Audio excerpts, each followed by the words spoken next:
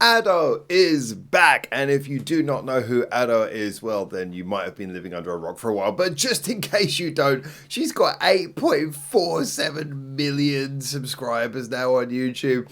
And when I say she's back, she was actually back 5 days ago. But in those 5 days, she has clocked up 619,000 views on I believe this is an audio only, official audio only upload. The new song is called Cat's Eye. I don't know what's going on with this artwork, but I've got to assume that it is therefore a theme tune to an anime. Yes, that happens occasionally here in Japan. And the anime, look, I don't know much about anime. I really don't. I've only watched 2 animes all the way through in my entire life. Bocce the Rock and Nichijou. And I will say credit to my friend James, who very kindly, as a result of that, celebrated it by getting me copies of the first installments of both of them. So bless him, that was really lovely. But those are the only 2 animes I've seen all the way through. But of course, being in Japan for a decade and being around Japan and Japanese culture for decades, I'm kind of familiar with the art styles enough to say this looks like an old school anime.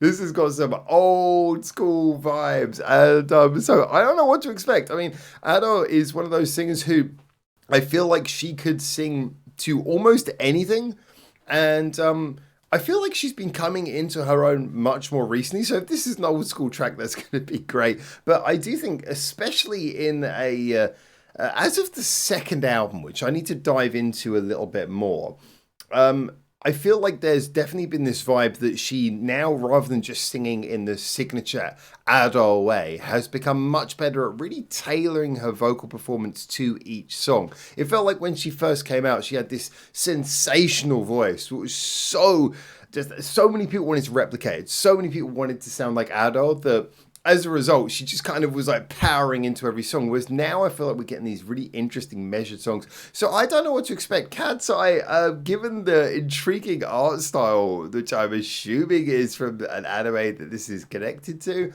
I'm hoping that we get something a little bit quirky, a bit different. And I'm interested to see how the legendary voice of Ado is used to get the most out of that. So let's dive in. It's been best part of a week since this came out. It's been a long week here, guys. It's been a hell of a week, but finally I got time to sit down, clear head, and enjoy some music. So here we are with Cat's Eye by Ado. Let's go. I'm sure it's going to be a music video sometime soon, but hey, let's just I want to hear it now. Let's go.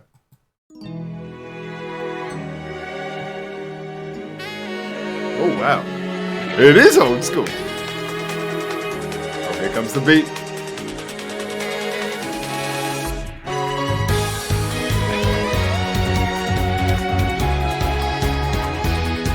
It's a really interesting mix.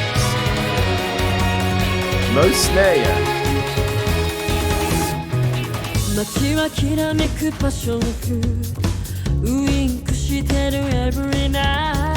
Oh wow, she's going old school with her vocals, I love it.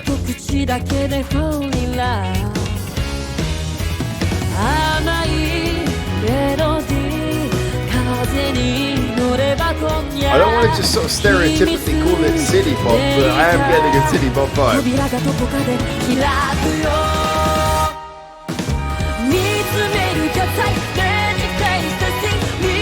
There it is.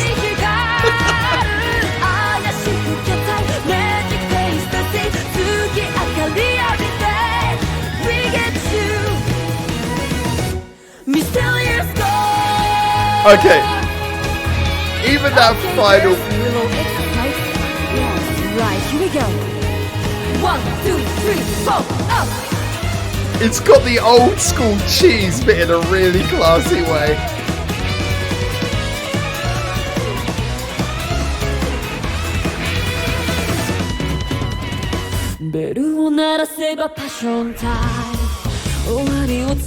Oh, key change.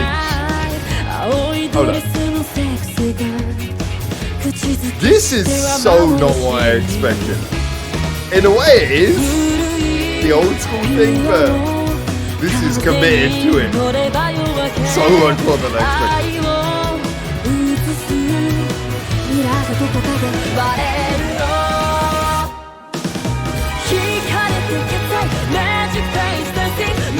That's a chorus and a half as well.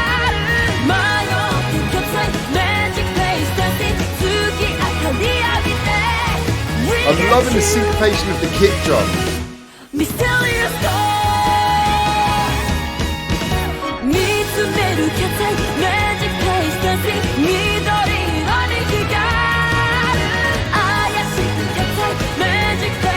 Oh, this is just like... It's got a great rhythm and at the same time the drama and the rhythm. And that big final note. That is so old school TV theme tune. Bring up the title at the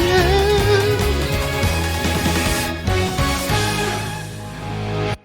Okay, Mysterious Girl is not the title of the song, but still she's singing out that big line. I think that's amazing.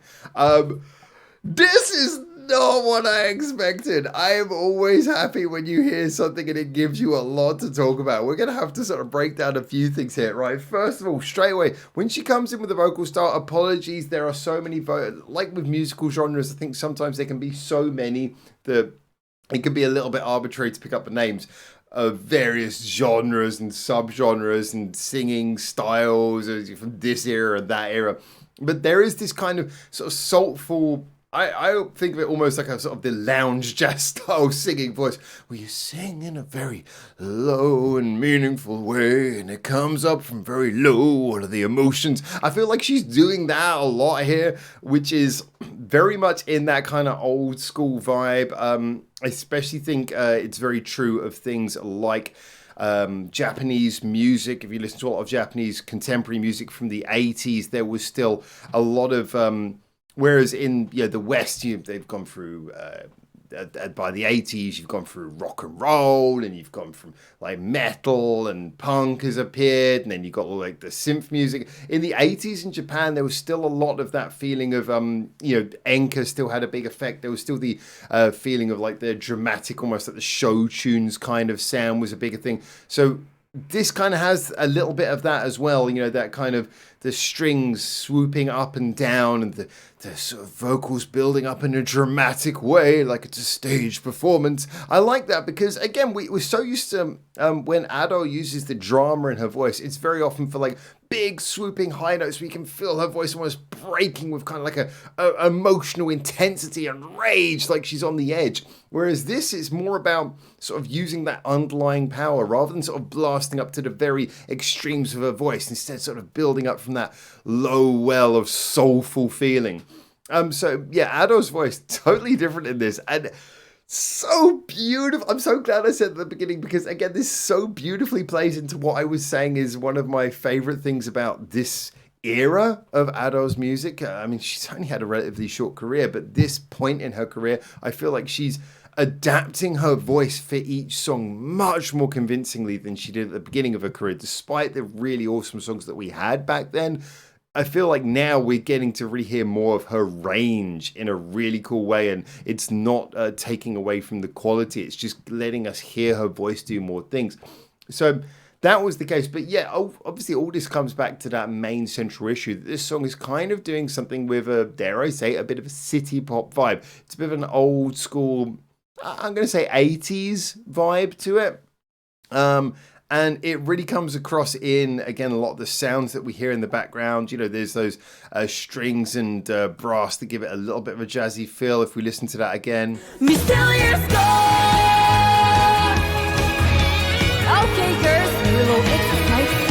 Yes, right. Even that little spoken bit, that sort of cheesy spoken bit, you don't get that in songs anymore. But you go back to like the that era, and that was a thing that happened a lot, and so hearing that was really cool in there as well. You got the guitar solos, the sort of reverb heavy wailing guitar solos,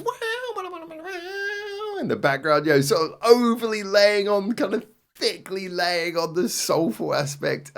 It's really just sort of so fun to see them playing with the concept. And this is actually one of the interesting things from the perspective of whether you be a producer, a songwriter, arranger, or hopefully all three. If you're the person crafting a song, if someone says, look, we're going to do it in this concept, this is the concept, we want to do a song that is a little bit of a it's going to sound like an 80s style. It's going to sound like a city pop song. Rather than just going, okay, how do we do that? Instead, just being excited by, oh, I once heard this in a song like that. I once heard that in a song like that. And like wanting to grab all of those stereotypes and do something fun with them. That's really cool. I actually remember, sorry, a bit of a tangent, but I remember I do some playful rewrites myself, and there was one time for a bit of a laugh I took Elevator Girl, the song by Japanese metal group Baby Metal, and I basically rewrote it and re-recorded it to sound like elevator music.